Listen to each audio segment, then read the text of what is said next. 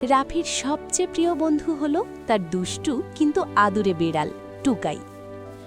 রাফি একজন হাসি খুশি ছেলে। টুকাই সাদা কালো রঙের আর সবসময় রাফির পেছন পেছন ঘোরে। রমজান মাস চলছে। প্রথমবার রোজা রাখবে বলে রাফি খুব উত্তেজিত।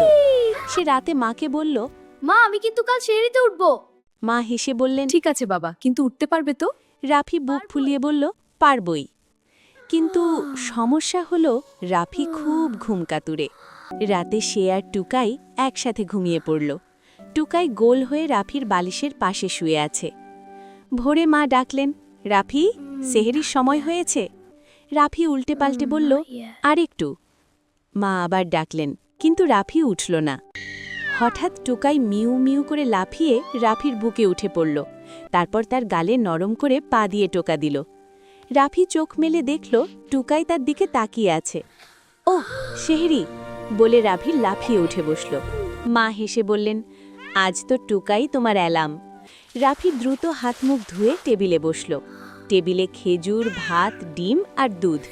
টুকাইও পাশে চুপচাপ বসে আছে। রাফি বলল, ধন্যবাদ টুকাই, তুমি না থাকলে আমি তো ঘুমিয়েই থাকতাম। দিনভর রাফি একটু ক্লান্ত লাগলেও সে হাসি মুখে ছিল। দুপুরে টুকাই তার পাশে এসে চুপচাপ বসে রইল, যেন বলছে, আমি আছি। বিকেলে রাফি একটু দুর্বল অনুভব করল। সে বলল, টুকাই, রোজা রাখা একটু কঠিন। টুকাই তার হাতের কাছে মুখ ঘষে দিল। রাফি হেসে ফেলল।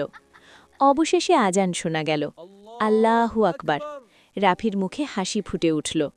সে খেজুর হাতে নিয়ে বলল, ইয়া আল্লাহ, আমার রোজা কবুল করো। তারপর ইফতার করল। রাতে রাফি টুকাইকে জড়িয়ে ধরে বলল, আজ আমি পেরেছি, আর তুমি আমাকে সাহায্য করেছো।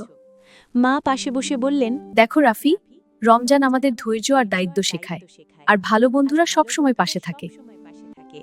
রাফি হাসল। টুকাই মিউ করে উত্তর দিল। সেই দিন থেকে রাফি আর দেরি করে না, কারণ সে জানে সাহায্য, বন্ধুত্ব আর চেষ্টা থাকলে কোনো কাজই কঠিন নয়। দায়িত্ব পালন করতে হলে চেষ্টা আর ভালো বন্ধুর সাহায্য খুব গুরুত্বপূর্ণ। আজ এই পর্যন্তই।